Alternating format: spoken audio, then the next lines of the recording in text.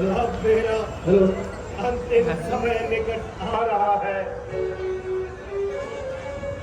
प्यारे राम का वियोग मुझे शोक के आंसू रुला रहा है। तुम्हारे साथ जो मैंने अन्याय किया है, तुम उसे क्षमा करना। मेरे अपराध को भुलाकर मेरी आत्मा को शांति देना। तुम्हारे दिल में मैंने कफन का तीर छोड़ा है। तुम्हारे लाल को प्यारी मैंने ही पद भेजा है। क्या कहने लगे प्राणनाथ? ऐसी बातें कहकर मुझे पाप की भागी ना बनाओ। निराशा में डूबे हुए प्राणों को अधिक कष्ट ना पहुंचाओ। है मुझे आसान खाना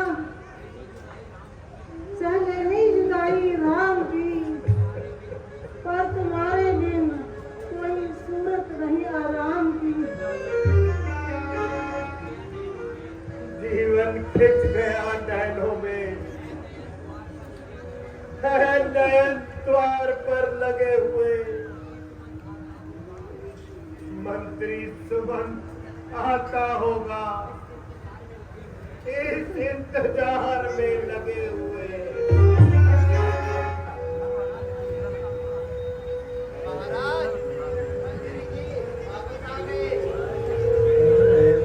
उन्हें शीघ्र अंदर भेजो।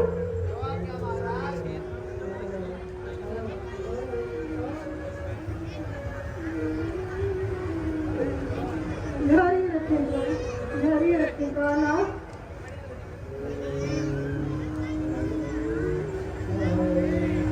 सुमंत जी,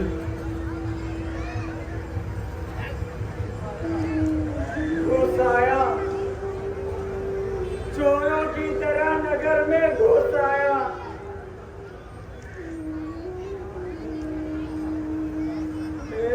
नाथ अयोध्या, ये तेरी दुर्दशा।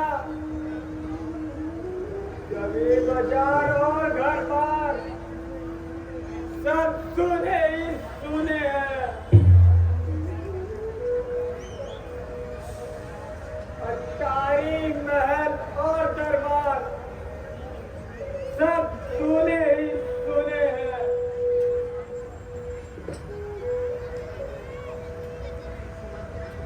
सुमंत जी, आप तो अकेले ही आ गए। क्या मेरी फुलवारी को वनों में ही छोड़ आए, या मेरे हंसों की जोड़ी को साथ क्यों नहीं लाए? महाराज, आप तो विद्वान हैं, ऊंच नीच को जानने वाले हैं। क्या राम आपके वचनों को झूठा कर सकता है?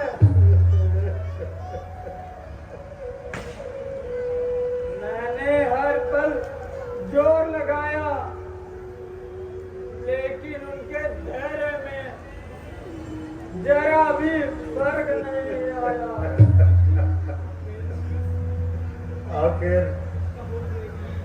आखिर कुछ कहोगे भी, या ये फिजूल बातें करते रहोगे?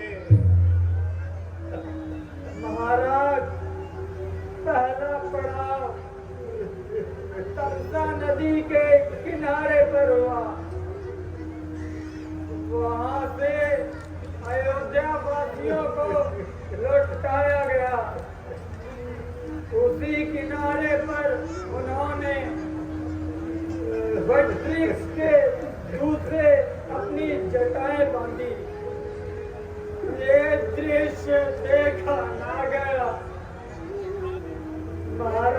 इसके बाद गंगा जी के तट पर पहुंचकर कुछ देर आराम किया।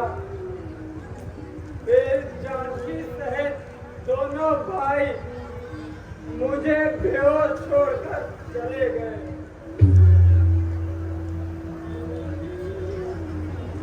क्या उन्होंने जाते समय कुछ कुछ नहीं कहा? महाराज,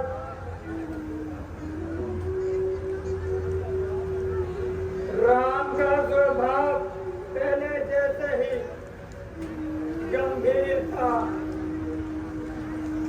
उनके सुख शांति की आशा झलक रही थी। उन्होंने मुझे अनेक प्रकार से समझाया। सात चरणों में पिताजी के नमस्कार मेरा, और नगर वासियों को है प्यार मेरा। कहना उनसे ना करे याद, ना जल नैन धरे, होकर संतुष्ट रहे, बस यही उपकार मेरा।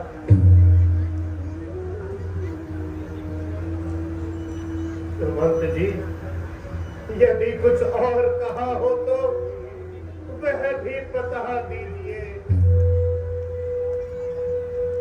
उन्होंने कहा माता को प्रणाम कहना और उन्हें हर घड़ी में समझाते रहना।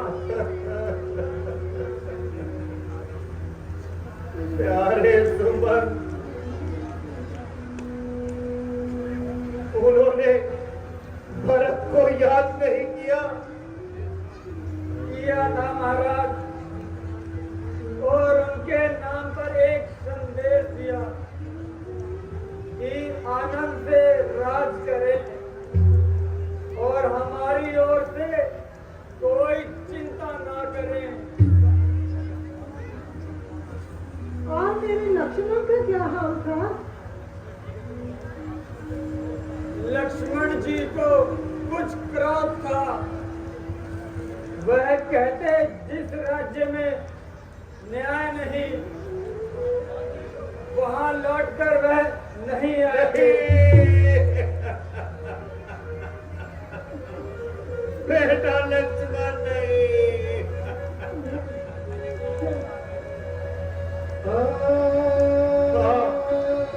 हाँ, लक्ष्मण ने ठीक कहा है। निसंदेह मैं अन्यायी हूँ, मैं ही पापी हूँ। मैंने न्याय का गला घोटा है और अन्याय का साथ दिया है।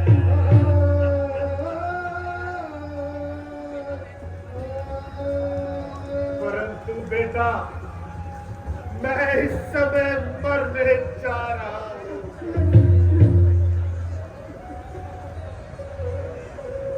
वो देखो, वो देखो, वो देखो, वो देखो श्रवण के माता पिता। वो देखो उनका दिया हुआ श्राप आज मेरी मृत्यु का कारण बनता जा रहा है। वह देखो, वह देखो, वह मुझे बुला रहे हैं। मुझे उनके श्राप का ही फल मिल रहा है। यहाँ कोई नहीं है। वो देखो श्रवण के माता पिता, वो देखो। रामनाथ, यहाँ कोई नहीं है। आप भ्रम है।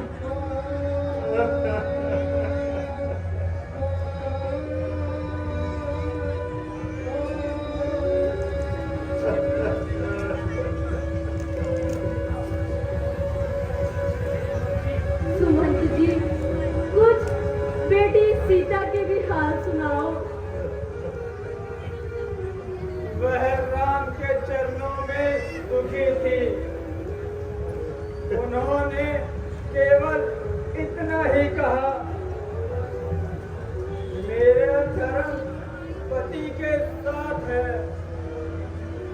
ये अयोध्या लौटना असंभव है।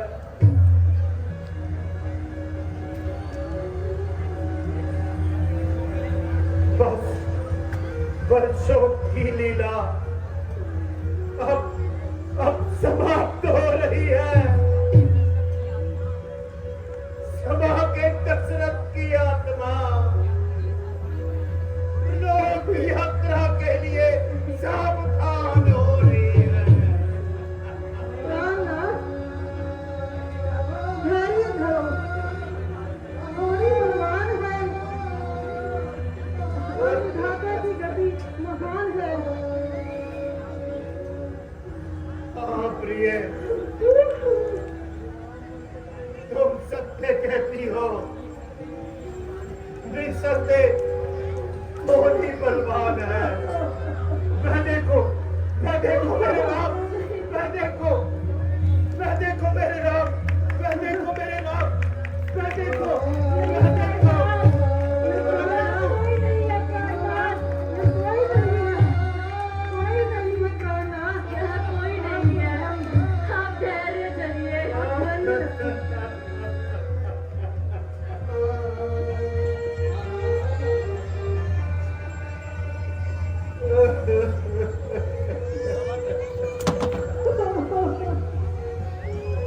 धरी धरी महाराज।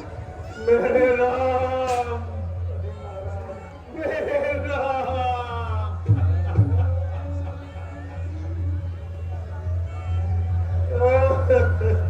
प्राणनाथ, धैर्य रखें।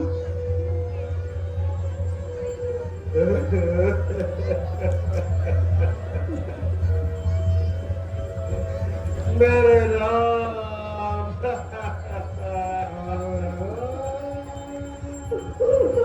मेरे राम और लक्ष्मण।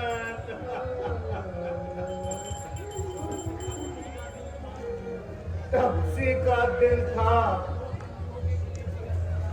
दो अंधों के कलेजे का टुकड़ा था। शांतनु का पुत्र था श्रवण कुमार,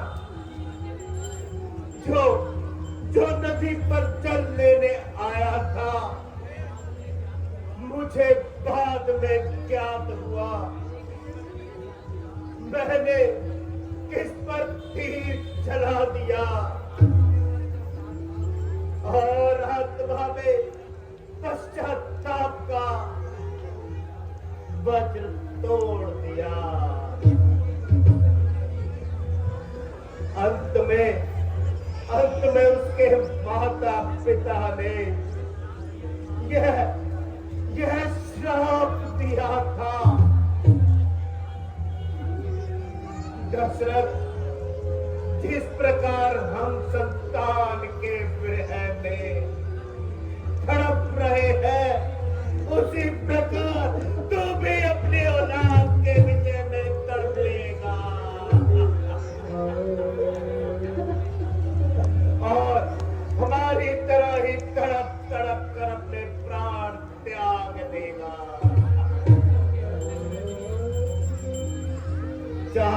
चार पुत्रों के होते हुए आपके पास एक भी ना होगा।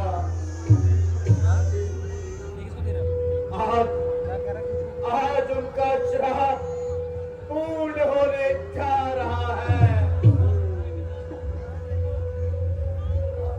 वह देखो